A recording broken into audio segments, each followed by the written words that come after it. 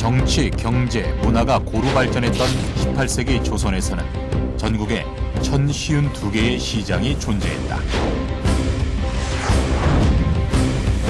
시장에서 사고 팔던 물건은 지역 고유의 특성이 남긴 한지, 모시, 도자기 등으로 전문 수공업자가 제작한 것이었다.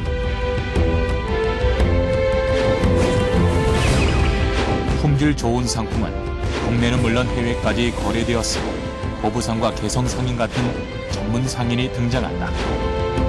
수공업으로 시작된 산업의 불씨는 시장의 규모가 커지면서 상업으로 발전되어 마침내 근대 국가 경제의 초석을 마련하게 됐다.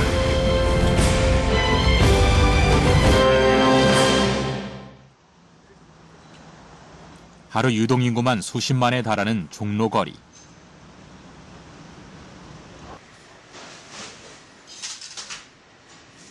좁은 골목 사이엔 상점들이 빽빽이 들어설 정도로 상권이 발달돼 있다.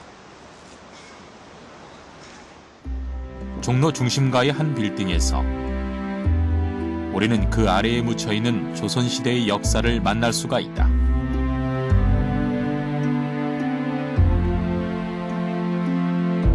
종로 청진구 일대는 단순 공사 현장으로 보이지만 사실 대규모 발굴이 진행되는 지역이다. 도시 재개발 과정에서 드러난 것은 상가와 건물지 흔적으로 조선시대 한양의 도시 모습을 간직한 유적지다.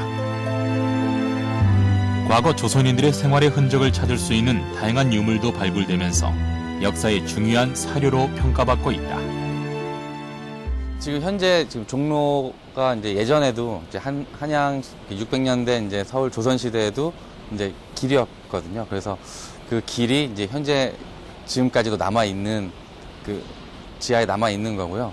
그리고 그 이제 길 좌우로 이제 시전행락을 해서 관영시장이었습니다. 조선시대. 그런 관영시장의 건물들이 아직까지 지하에 이제 남아있는 상태입니다. 시장의 건물지 자리로 파악된 청진지구는 조선시대 대표 상권이었던 유기전 인근에 위치한 행랑시전의 하나다. 종로 유적지 발굴의 시초는 2003년 12월 발견된 유기전터였다.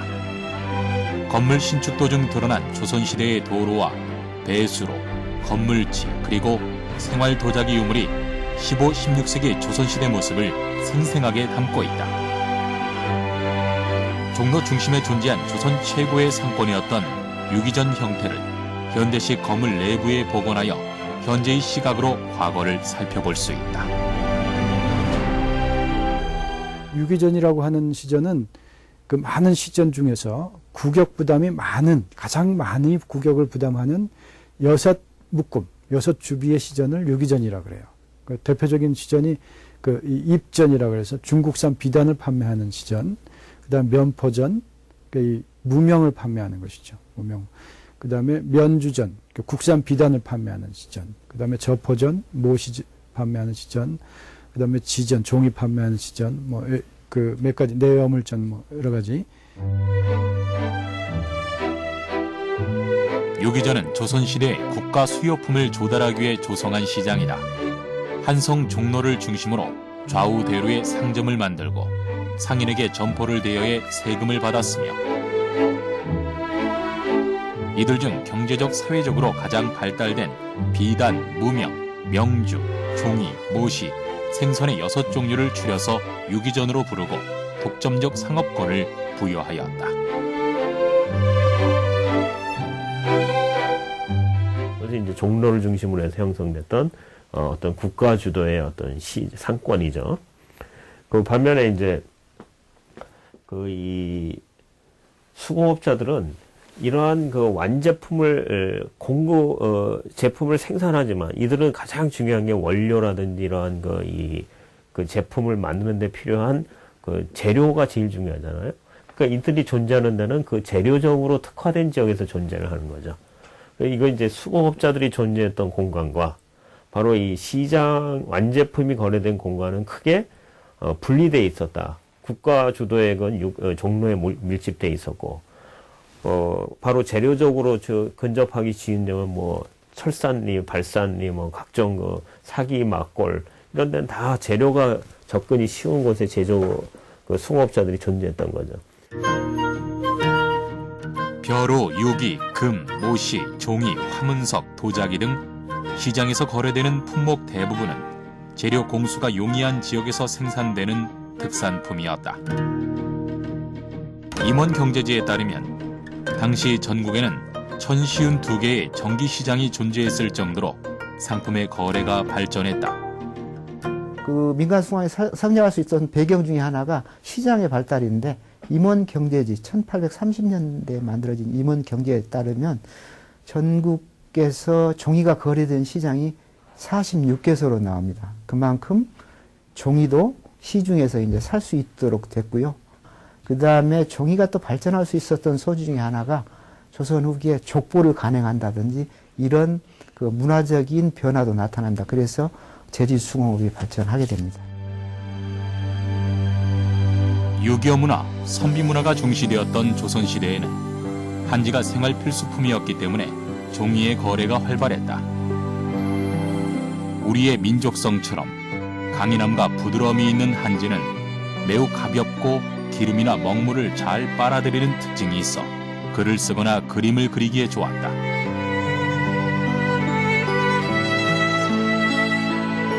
조선시대 후기에 접어들면서 종이에 대한 수요가 증가하자 지역별로 한지를 전문적으로 만드는 수공업자가 등장하게 됐다. 수공업이라는 것은 여건이 형성되어야 그 업이 발생할 수 있습니다. 예를 들면 한지의 경우에는 당나무가 생산된 곳이어야 되고요. 그 다음에 당나무를 표백하고 재료를 가공하는 단계에서 아주 맑은 물이 필요합니다. 그래서 물이 좋은 곳, 그 다음에 그거를 삶고 하는 과정에서 땔감이 필요하고요. 그 다음에는 이제 장인이 있어야겠죠. 그렇기 때문에 수공업이 형성되려면 이러한 여건들이 갖추어져야 합니다. 조선시대 종이 제작지 중 하나였던 충청도는 종이의 재료가 되는 당나무 집산지였다. 질 좋은 재료와 청정한 자연환경, 그리고 전문 기술을 가졌던 장인이 존재했기 때문에 우수한 품질의 종이를 생산했다.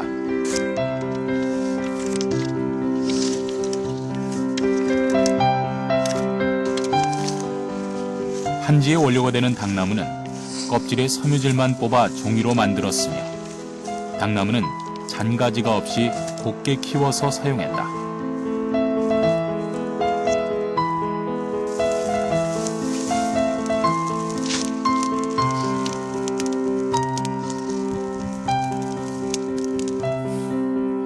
곱게 잘 자란 당나무는 껍질을 벗겨내기 위한 당무지 과정을 거친다.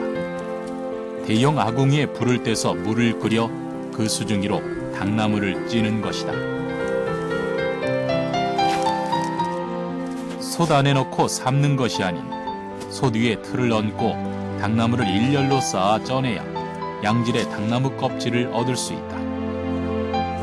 이제 닭무지를 하기 위해서 이제 닭을 재이는 거, 이 작업이거든요. 요걸 이제 다 여기 재어서 한 4시간에서 7시간 불을 떼서 쪄서 껍질을 벗기는 거죠. 화력의 센 불로 오랜 시간 지켜보며 쪄내면 하얀 내피 부분만 가려내 닭섬유를 만든다.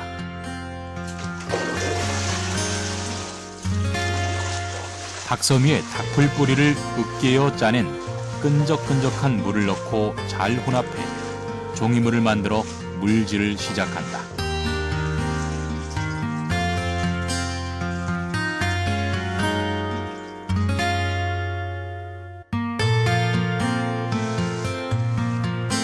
종이뜨기를 하는 물질은 앞물질과 옆물질을 반복해 몸을 정자로 엉키게 하여 정교하고 질긴 한지를 만들게 된다.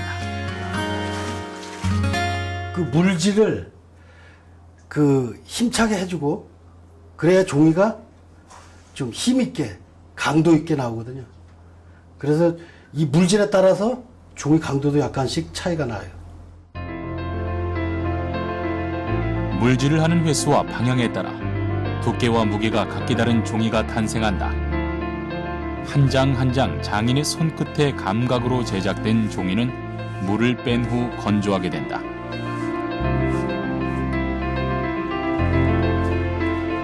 최근에는 데워진 철판 위에 종이를 한 장씩 펴서 건조하는 열판 건조 방법을 이용하고 있다.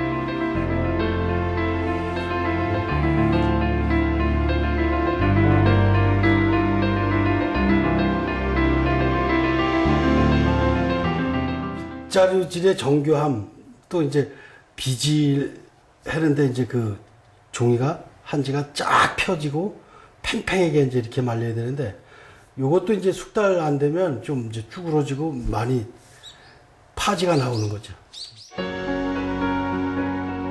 한지의 결이 살아있고 질기고 오래가는 좋은 종이가 완성된다. 문에 바르면 창호지, 족보나 고소에 사용하면 복사지, 사군자를 치면 화선지라 불리는 한지는 용도에 따라 종류도 다양했다. 종이를 만드는 그 자체도 공예라고 말할 수 있지만, 그보다는 그 만들어진 종이를 가지고 또 다른 어떤 물건을 만드는가의 의미가 더 강해요. 그렇기 때문에 폐지를 이용해서 어떤 다른 기물을 만드는 공예가 있는데, 조선전기의 대표적인 것 중에 하나가 종이를 여러 번 접어서 종이 갑옷을 만든 예도 있습니다.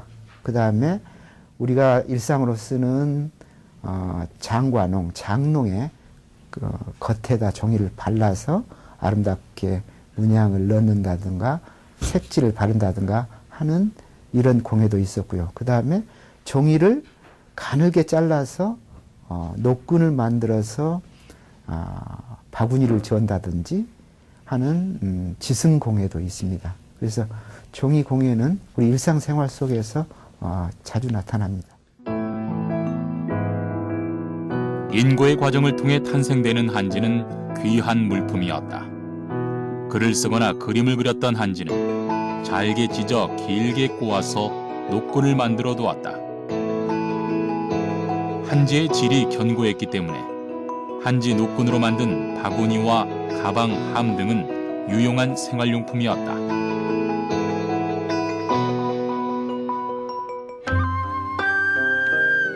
그 중에서도 눈길을 끄는 한지 사용처가 있다. 겨울철 채소 가꾸기에 관한 내용을 담은 산가 요록에 따르면 온실을 짓는 방법을 자세하게 기술하면서 창에 한지를 발랐다고 전한다.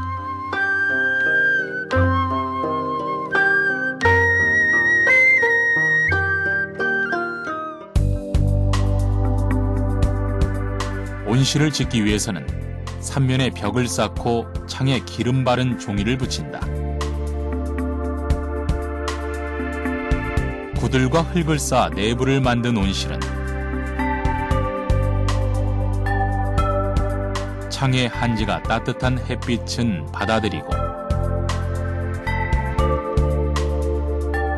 아궁이의 불로 구두를 데워 만든 수증기가 밖으로 새나가지 않고 안에서 머무를 수 있었다.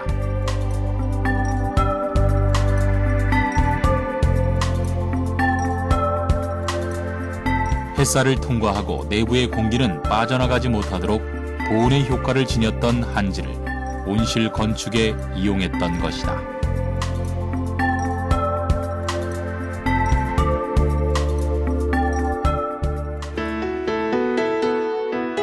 그렇다면 창에 바른 한지의 단열 효과는 얼마나 될까?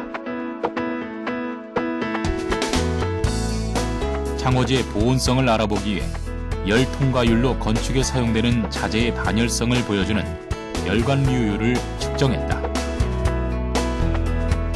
흔히 사용하는 비닐과 유리, 그리고 한지의 단열 효과, 그 온도 차이는 어느 정도일까? 한지가 비닐과 유리보다 0.7도 정도 높게 측정됐다. 상대적으로 보온성이 좀 더 그 높은 것으로 그렇게 이제 도출이 되었습니다. 현대의 비닐이나 유리보다 단열 효과가 뛰어난 한지. 조선시대 온실 건축에 사용될 정도로 한지의 우수성은 후대에도 높이 평가된다.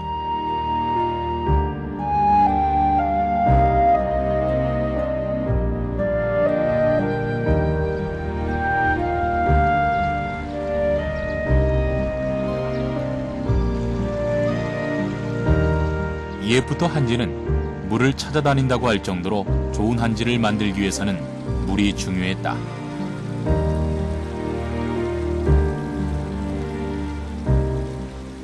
한지는 이제 여기 그 영남 대로의 이 주변에 그 고려 때는 이제 뭐 하늘제를 비롯해서 조선 시대는 뭐 일관문, 이관문 이게 이제 서울로 올라가는 길목이거든요. 그 길목에 이 그 한지의 한 품목이 상권을 이룬 거죠. 요 주변 사람들이 한지를 만들어서 이제 한양으로 올려보내고 그 한지가 이제 뭐 중국 사신들을 통해서 뭐 진상을 한 이런 역사가 있는 곳이 바로 이곳이죠. 세계적으로 인정받았던 조선의 종이 한지. 천년종이라 불릴 만큼 질기고 오래가는 한지는 현존하는 무구정광대 다란이경을 통해 우수성이 증명된다. 또한 국가의 중요한 기록은 고스란히 한지에 적혀 오늘날까지 전해지고 있다. 3대째 한지를 만들어 오는 안치용 한지장은 전통 방법 그대로를 고수하며 옛 종이의 우수성을 전하고 있다. 그 없어지는 것을 어떻게 그 명맥을 유지할까 하다 보니까 새로운 것도 만들고 요즘 현대인들이 그 소비자들이 한지에 원하는 것들 뭐 색을 집어넣는다든가 아니면 벽지에 뭐 여러 가지 식물을 집어넣는다든가 아니면 그 한지의 특이한 입체라든가 도들 이런 문양을 집어넣어서 이제 소비자에 맞게 공예품 한지 공예를 할 수 있게 이제 만드는 거죠. 토종 당나무로 만들어 기능은 유지하면서 순백이 하얀 종이 소지뿐만 아니라 이제는 닭을 곱게 염색해 만든 색상 한지를 만들며 현대식 한지 공예를 개척하고 있다. 한지는 우리의 생활이라고 보면 됩니다. 쉽게 얘기해서 옛날 문종이 했잖아요. 그게 한지인데 이 문종이 하나로 지금까지 역사가 내려온 거예요. 뭐 책 만드는 거는 기본이고 그 글씨 연습한 그런 종이는 찢어서 꼬아서 또 생활 도구를 만들고 생활 용품을 만들고 이런 것들이 이 한지의 역사이고 또 우리나라의 역사이다. 저는 이제 한지를 이렇게 생각을 합니다. 장인의 손으로 빚어낸 생활용품은 기술의 정교함과 장인 정신이 담겨 있다. 또한 치열하게 살아온 과거 조선인들의 희노애락도 함께 스며 있는 것이다. 이런 지역적 특성이 강한 제품 생산은 특화된 수공업 마을인 점촌을 형성하게 된다. 숭업 제품의 생산이 더욱더 많아지고 또 차별화되는 그런 과정에서 특산지라든가 명산지라고 하는 그런 지역들이 점점 더 많아지게 됐습니다. 특이한 점은 이들 기술을 가진 사람들이 모여서 마을을 이루어서 점촌을 형성하는 그런 곳이 더욱더 많아지게 되었습니다. 그리고 이런 점촌으로 형성된 마을이 그 이후에 그런 지명으로 그대로 남아있는 곳도 있을 정도로 그 점촌의 규모라든가 그 점촌을 통해서 생산되는 수공업 제품들이 더욱더 많아지고 또 정교해지고 했다는 것을 이런 지명을 통해서도 볼 수가 있었습니다. 모시의 대명사인 한산모시는 조선시대부터 질 좋은 모시를 생산해오던 한산 지역을 부르던 명칭이다. 이 지역의 모시는 다른 지방의 모시보다 섬세하게 재직되었기에 밥그릇 하나에 모시 한 필이 다 들어간다는 말이 있을 정도로 유명했다.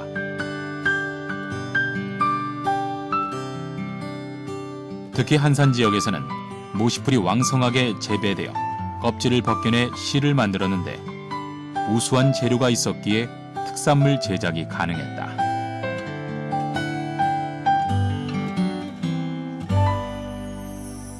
그전에는 지금과 달리 그 옷감이 많이 귀하니까 경공장이나 그 외공장에서 옷감을 계속 짜가지고 중앙에 납품을 하고 그런 식이었거든요. 우리 서천은 뭐냐면 해도 그 모시가 한산, 서천, 비인, 보령, 뭐 정산, 임천, 홍산 뭐 이런 곳에서 많이 발전이 되었습니다. 삼국지 동의전의 마한조에 따르면 그 백성은 토착을 하고 곡식을 심으며 누에치기와 뽕나무 가꿀 줄을 알고 옷감을 만들었다는 기록으로 보아 아주 오래전부터 선조들의 일상 속에 옷감을 만드는 기술이 있었다는 것을 알 수 있다. 한산에서는 안악들의 손에서 손으로 직물짜기의 기술이 이어져 내려오고 있다. 섬세한 모시를 짜기 위해서는 먼저 실을 뽑아내는 작업이 필요하다. 모시풀의 속껍질에서 추출한 태모실을 일일이 2로 쪼개서 모시 서미의 굵기를 일정하게 만든 후 무릎에 대고 손바닥으로 비벼 연결시키면 실이 쌓이게 된다. 옛날엔 다 이렇게 막 방에서 모여서들 모시들 다들 했죠. 이걸 해서 옷감도 해서 입고 팔아서 저기 가용에도 쓰고. 모시를 만드는 안악의 숙련 정도에 따라 모시의 품질이 좌우될 정도로 실을 뽑는 과정은 매우 중요하다.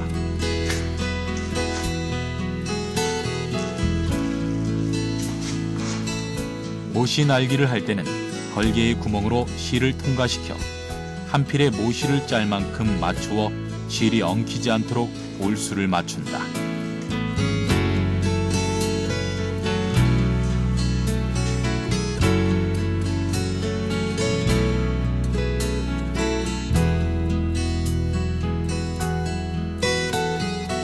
다 했다는 완성의 의미를 뜻하는 모시매기는 실을 실패에 고정시킨 후 콩가루와 소금을 물에 풀어 만든 풋잎가루를 솔에 묻혀 실에 골고루 먹인다. 실에 보풀하기가 생기지 않고 실의 이음새를 매끄럽게 만들기 위한 작업이다.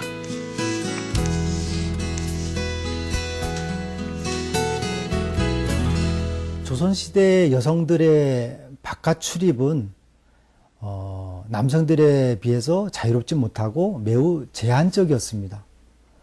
그런데 이 여성들이 바깥 출입이라든가 아니면 사회생활에 참여할 수 있는 그런 기회가 마련되는 것이 각 지역에서 발전하고 있었던 장시를 통해서 마련되었다고 볼 수가 있습니다. 이 장시에는 각종 다양한 물건이 거래되고 판매가 되었는데 특히 간의 숭업으로 생산되는 직물류 같은 경우에는 대개는 여성들이 생산을 하였습니다.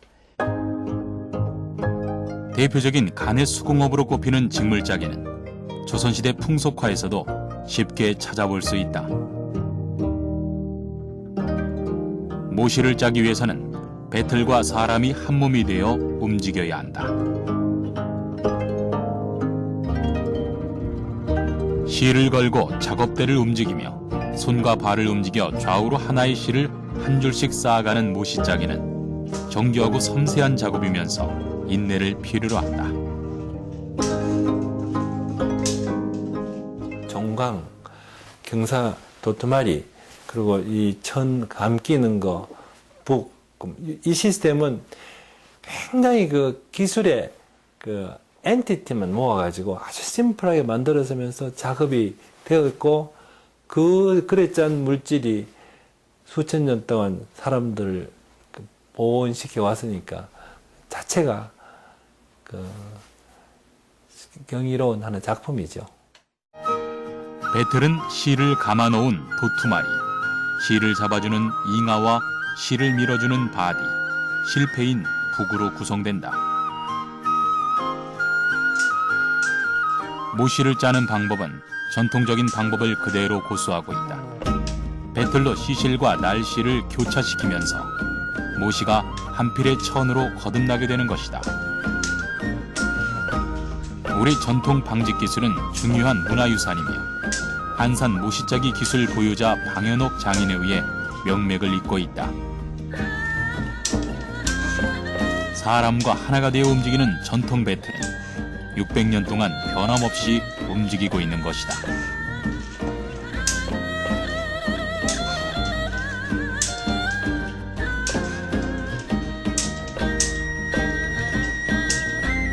배틀에서 중요한 부분인 이 도투마리는 배를 짜기 위해 날씨를 감아놓은 틀로 배틀 앞다리에 얹어두고 실을 풀어주는 역할을 한다.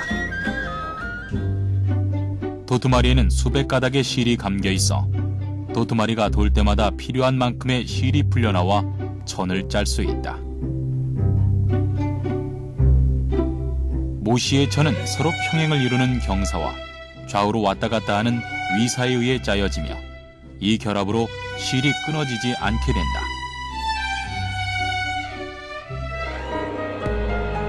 모씨는 까다롭다.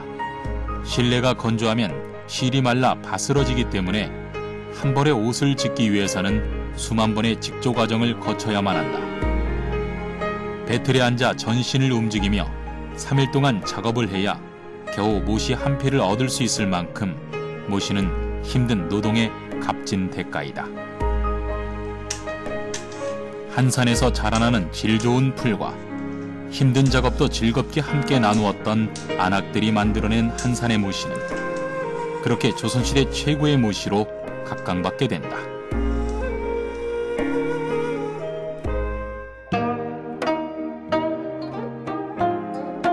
아유, 오랜만일세. 오늘은 또 어디 갔다 오는 길인가? 아이, 그 지게에 짐이 없는 걸 보니 오늘도 다 팔았구만. 아, 그럼 내가 오늘 충청도 지역을 다녀왔는데 그냥 물건들이 막 그냥 다 날개 돋치듯 팔렸다네. 내가 원래 물건을 좀 싸게 팔지 않는가? 나는 세공품이다 보니 오늘도 손님이 영 없네 그려. 나도 저 충청도 지역에나 가서 장인들 만나가지고 물건값이나 흥정하려 하네. 각 지역에서 수공업이 발전하면서 전국을 돌며 상인들이 활동을 하게 된다.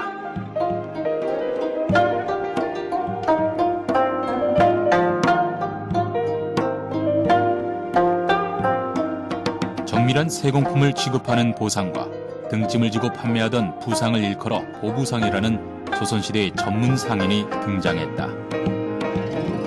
이것이 왜 보부상이 이렇게 나오게 됐냐면은 예를 들어서 지금 요새 왜 우리가 뭐 안동에 온 안동의 생선을 거기 왜 많이 팔지 않습니까? 근데 안동에 바다가 없는데 그러니까 저 해안 지방에서 생선을 가져와야 되거든요. 그러면 거기에 이제 그런 일을 하는 게 보부상이죠. 예를 들어서 중앙에는 소위 말해서 선비들이 많으니까 붓글씨를 많이 써야 될 게 아닙니까? 그러면 벼루, 그러면 보령에 벼루가 오석 벼루가 유명했거든요. 그럼 보령에서 벼루 만드는 사람들이 들고 올 수가 없으니까 이걸 보부상들이 가지고 와서 개개인으로 팔 수도 있고 또 도매상으로 넘길 수도 있고. 전국적으로 규모가 큰 보부상단이 있었음을 알 수 있는 사료로 울산 보부상단의 문헌과 경남 창녕 보부상단의 유품이 발견되었는데 이 지역은 모두 특산물이 집화되는 묘지였다. 보부상은 해산물과 농민들이 생산할 수 없는 수공업품, 특산 농산물 등을 가지고 시장에서 사고 팔았다. 커다란 등짐을 지거나 수레를 이용하며 더 큰 자본을 마련하게 되었다. 장시를 통해서 물건을 거래하는 상인들, 시전상인과 구분한다 그러면 사상인이라고도 볼 수가 있고, 그러니까 이들은 이제 보부상이라든가 행상이라든가 장돌뱅이라고도 볼 수가 있는데, 이들은 각 지역을, 물론 한 곳의 시장을 주 무대로 활동하는 그런 상인들도 있었지만, 당시에는 4개 내지 5개의 장시가 시장권을 형성을 하고 5일마다 매일마다 시장이 열리는 그런 형세를 이루고 있었기 때문에 이들 상인들은 그 4개 내지 5개의 시장을 매번 순회하면서 물건을 사고 팔고 하는 그런 활동을 하였기 때문에 조선시대 대규모의 상인이 등장하면서 이와 관련된 연구도 진행되고 있다. 과거 목화와 면포 거래, 인삼 재배 및 거래, 금융업을 하면서 작성한 개성상인의 문헌이 2013년 발굴됐다. 이 개성상인의 문헌은 박제도 상인 집안의 회계장부로 1887년에서 1912년까지 25년 동안 발생했던 대략 30만 건의 거래 내역이 기재되어 있으며 근대문화유산으로 등록되었다. 그 일본 오사카하고 중국 상해하고의 그 이 삼각무역 관계, 이거의 그 중심에 개성 상인들이 존재했었다는 건 분명하고요. 김태경이 쓴 문집에 홍삼 무역과 관련된 기록이 나와요. 그게 바로 이제 아편과 홍삼 치료, 아편 중독에 대한 치료제로서 어떻게 홍삼이 중국으로부터 수요가 있었고, 그 거래의 중심에 개성상인과 이 항주 절강 상인들이 어떠한 식으로 국제적인 그 교역을 수행했는지, 이게 기록이 남아있기 때문에. 개성 출신 학자 김태경의 소호 당집에 의하면 전라도의 한 여인이 인삼 재배에 성공해 그 방법은 개성상인 최 씨에게 전수했다고 전한다. 인삼 재배를 직접 했던 개성상인의 거래 무대는 중국과 일본이었으며 인삼과 비단, 종이를 주로 사고 팔았다.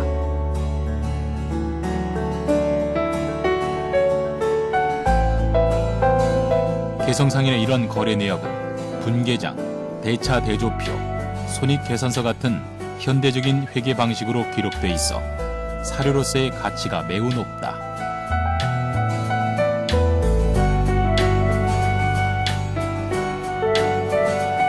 인삼이 국제 상품으로 인기가 높아지자 개성상인은 점차 그 무역량을 늘려 200근에서 4만 근으로 무려 230배나 증가했다.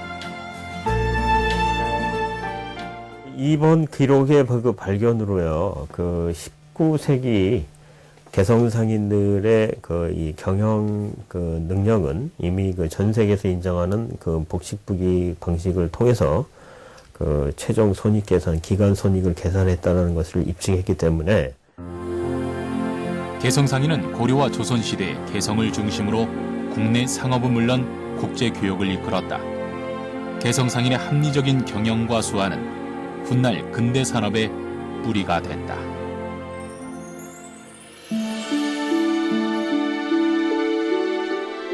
대규모 상단의 활동으로 지방에서 특산물을 제작하는 전문 수공업자도 공방 체계를 갖추고 물품을 생산했다.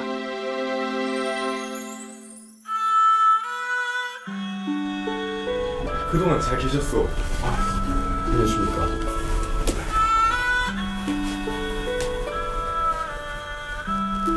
지난번에 부탁했던 물건들은 제작이 잘 됐습니까? 그럼요. 우리 고을 최고의 상인의 주문이었는데 별탈 없이 잘 만들었습니다. 보세요. 훌륭하지 않습니까? 어디 보자.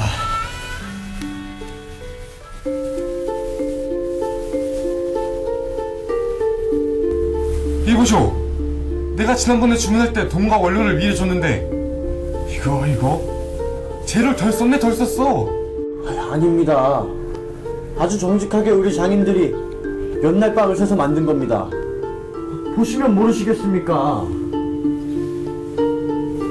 에이, 다시 제대로 만드시오.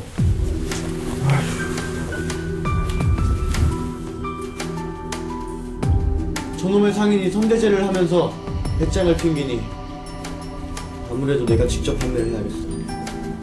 그래요.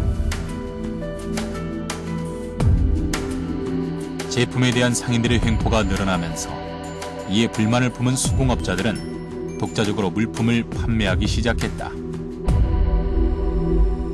원료도 상인한테 독점적으로 공급받고 나중에 완제품도 상인한테 넘겨주는 제도가 되면 수공업자는 완전히 어떻게 됩니까?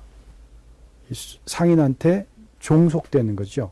이 시스템을 그 푸팅아웃 시스템, 선대제라고 그러는 겁니다. 그러니까 이 선대제도가 확립되면서 수공업자들은 독립성을 상실하고 이 상업 자본가한테 예속되는 임금 노동자화 되는 것이죠.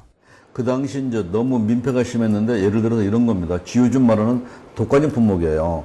예를 들면 올해 깨가 생산이 됐는데 이런 그 부부상이나 접장들이 그런 정보를 알아가지고 매점 매석을 하는 거죠. 많이 해가지고 이제 물가를 조정을 막 오락내락 하니까.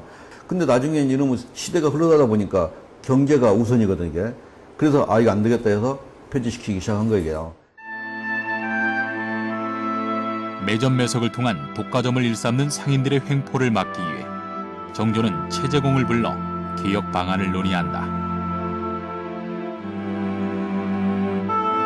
지금 금난 정권 때문에 새로운 상인들이 시전 상인과 계속해서 마찰을 빚고 있는데 이를 개혁할 방안이 어디 없겠소?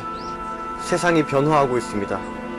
제가 건의하옵건대 임금님께서는 유기전을 제외한 시전의 금난 정권을 폐지하는 신의 통공을 발표하시어 조정의 의지를 보여주십시오. 그래, 금난 정권으로 인해 물가가 상승하고 양세 상인과 수공업자 그리고 백성들의 생계에 위협을 주고 있으니 이제 금난 정권을 폐지하고 신의 통공 정책으로 상인과 수공업자 그리고 백성들을 보호하도록 하라. 정조는 1791년 신의 통공 정책을 실시한다. 신의 통공 정책은 유기전을 제외한 다른 시전들의 금난 전권을 폐지하고 상인들의 자유로운 상업활동을 인정하는 내용을 담고 있다. 국가 경제를 살리려고 했던 정조와 시장 질서를 개혁하려 했던 최재공, 조선 후기의 산업과 경제를 바로잡기 위해 심사숙고했던 이들의 생각이 신의 통공으로 발표된 것이다.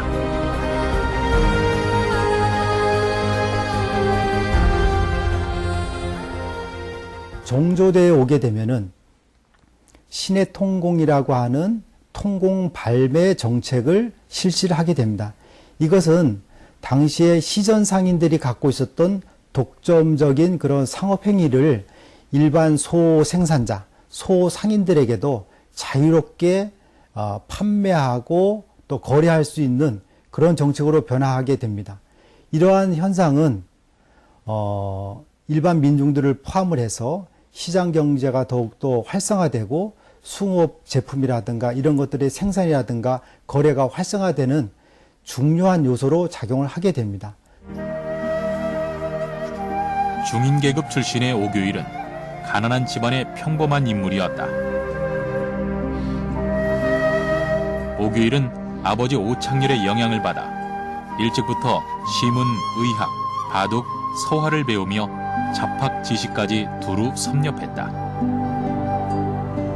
특히 오교일은 아버지에게 배운 나무나 돌, 금이나 옥의 도장을 새기는 전각에 몰두했다.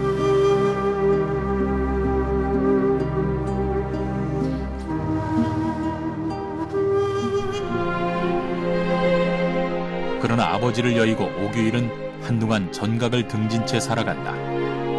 시리에 빠져있던 그에게 다시 살아갈 용기를 일깨워준 이는 추사 김정이었다. 이복의 규일이, 자네가 존경하시던 아버님이 돌아가셔서 마음이 아픈 건 이해하지만 전각을 등지지는 말게. 선생님, 저를 문화생으로 받아주시어 전각을 가르쳐 주십시오. 그렇게 하도록 합세. 오규일은 추사 김정희의 문화생으로 활동하며 전각에 관한 지도를 받았다. 이후 그는 조선시대 최고의 전각장으로 인정받게 된다.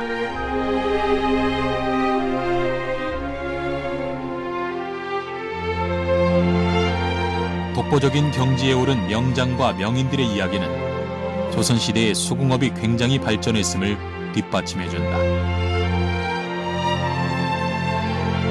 고려 조선시대의 불교 문화를 꽃피웠던 우리나라는 석조물을 제작하는 장인도 뛰어난 인물이 많았다. 석장이라 불리는 이들은 주로 사찰, 궁궐 등에 남아있는 불상, 석탑, 석교 등을 제작하며 명성을 얻었으며 현대에도 전통기술이 이어져 내려오고 있다.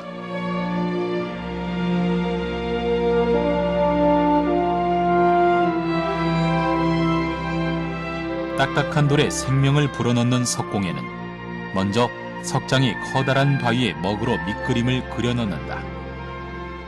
종교 문화가 들어오면서 이제 불교의 꽃을 피운 어떤 그런 역사가 있었기 때문에 그때부터 석공예가 확 꽃을 피우게 된 거, 발달된 거죠.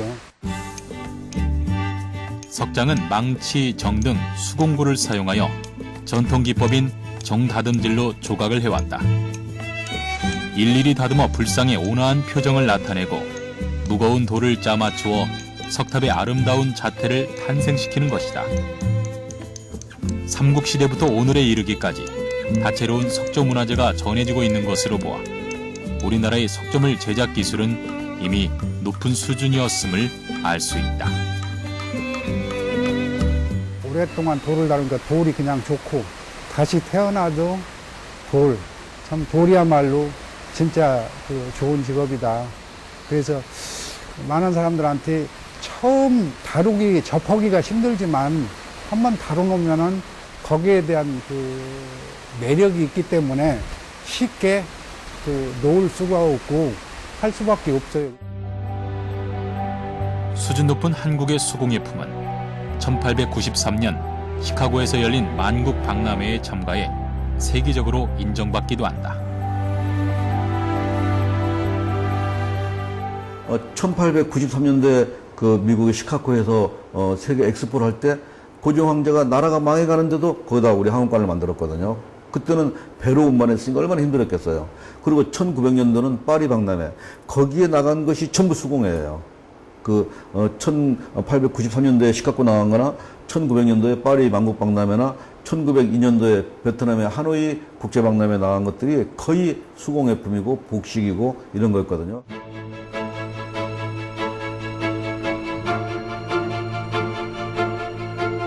수공업의 역사는 천년의 역사를 이어 현대에도 각광받고 있다. 고려와 조선시대를 대표하는 도자기는 흙과 물, 불, 그리고 영혼의 예술이라 일컬어질 정도로 높은 예술성을 담고 있다.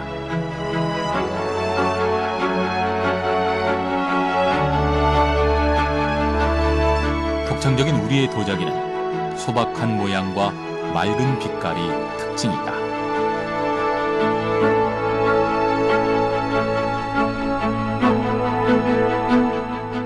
공예라고 하면 이제 예술적인 예술품으로서의 도자기인데 관유의 전통을 오늘날 어떻게 보여줄 것인가, 그리고 얼마나 아름다움을 이제 사용자들에게 전달해 줄 수 있을 것인가 하는 부분들에 대해서 연구하고 또 수공예적인 맛이 많이 나는 그러한 공예품으로서 도자기를 계속 생산하는 것이 앞으로의 관유의 전통을 잇는 그러한 미래라고 생각을 합니다. 조선시대 들어서 실용성을 중요시했던 새로운 문화 요구에 따라 그릇의 모양도 안정되고 튼튼하게 제작됐다.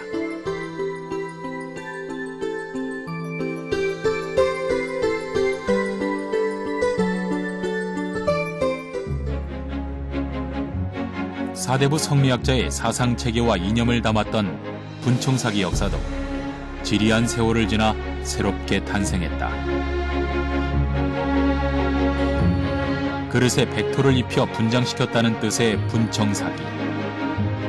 꽃무늬 모양의 도장을 새기거나 회화적으로 거침없이 휘두른 시원한 무늬를 그려 넣었다.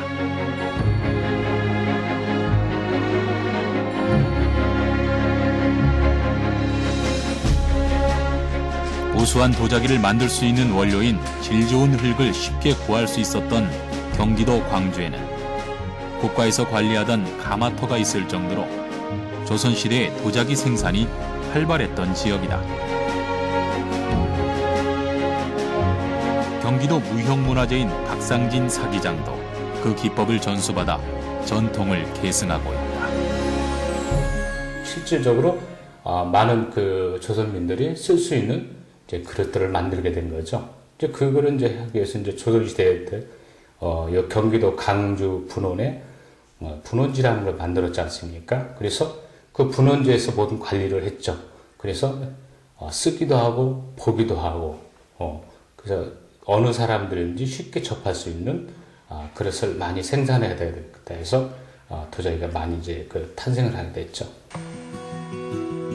흙뿐만 아니라 도자기를 굽기 위한 나무, 도자기 색을 내는 유약을 얻기 쉬운 데다 당시에 제일 큰 시장인 한양과도 가까웠기에 도자기가 발전될 수 있었다. 도자기는 물레 위에 점토를 올려 장인의 마음에 따라 그릇의 형태를 잡아간다.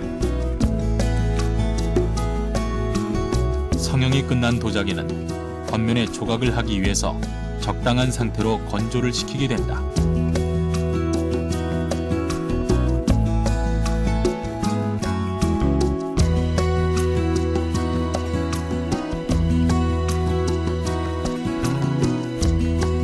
분청사기는 청자와 마찬가지로 상감 기법을 사용한다.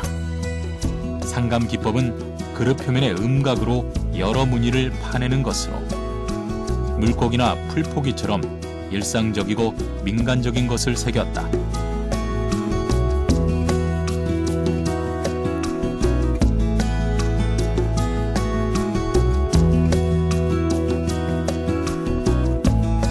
나타내고 싶은 무늬를 남겨주고 나머지 부분은 면을 파내어 표면에 음각을 새긴다. 이제 상감 기법은 뭐 도자기뿐이 아니라 이제 뭐 나전이든 다양하게 이제 기법을 썼죠. 근데 이 기법은 이제 조선 시대 때부터 이제 그 분청사기에 이제 쓰여졌던 기법입니다. 그 여기서 이제 제가 조각을 하는데 밑그림 없이 막 그리거든요.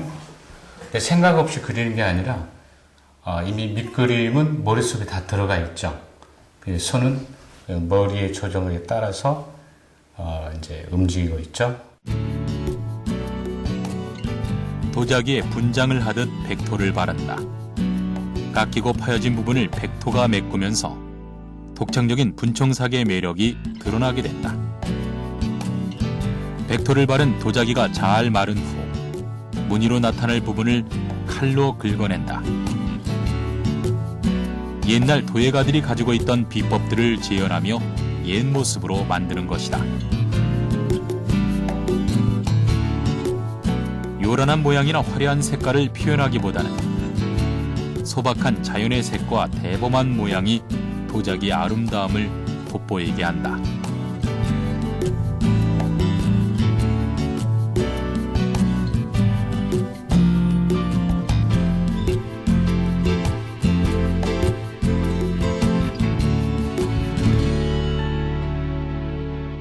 저희 작업은 뭐 단순하게 앱것을 그대로 답습한다. 이제 그거보다는 전통은 중요시 여깁니다. 그러나 지금 이 시대에 필요한 도자기를 만들어야 된다는 그런 강한 사명감이 있습니다.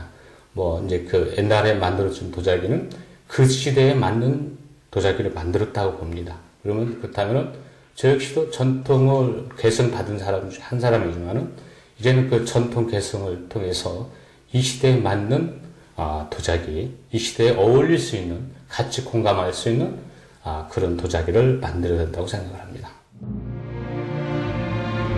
고려 청자의 위엄과 조선시대의 백자, 분청사기로 대표되는 도자기의 멋은 세기를 거쳐 발전되었다. 그러나 임진왜란과 제도상의 문제로 소멸될 위기에 처했던 도자기술은 이제 전통 방법을 지켜온 장인에 의해 현대적인 예술과 아름다움을 입고 재탄생하게 되었다.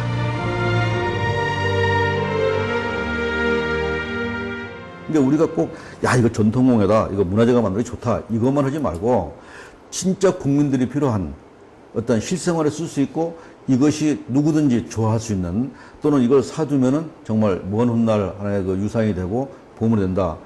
우리가 어떤 소위 말해서 현 시대에 맞게, 또는 세계인이 좋아하는 명품도 안 팔리면 명품이 아니에요. 팔려야 되거든요. 그러니까 팔릴 수 있는 물건을 만들고 그 대신 이 가치가 있고 실생활에 필요한, 그런데 최선을 다해서 만들면은 난 전망이 좋다고 보죠. 과거 서울에 존재했던 대규모 시장의 흔적, 그리고 전국과 해외 무역을 담당했던 대규모 상단의 기록. 이것은 당시 대한민국의 수많은 시장이 발달했고 더불어 수많은 수공업자가 존재했다는 것을 증명한다. 근대 국가 산업의 초석을 마련해준 조선시대 수공업의 역사는 천년을 지난 지금도 문화산업을 이끌어가는 주역이 되고 있다.